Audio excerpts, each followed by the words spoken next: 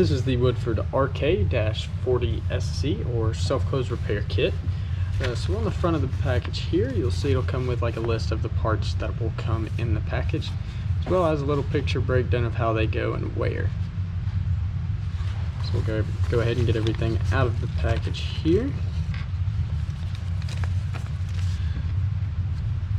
It'll come with the head nut gasket,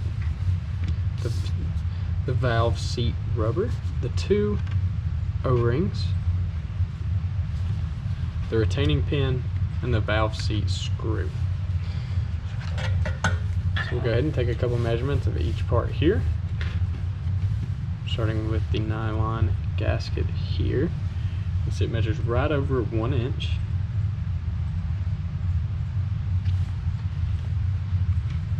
And then the valve seat rubber, it's got a height of about 1/4 of an inch and an outer diameter of right about 1/2 an inch. And the retaining pin, it's got about a total length of right at 1/2 an inch.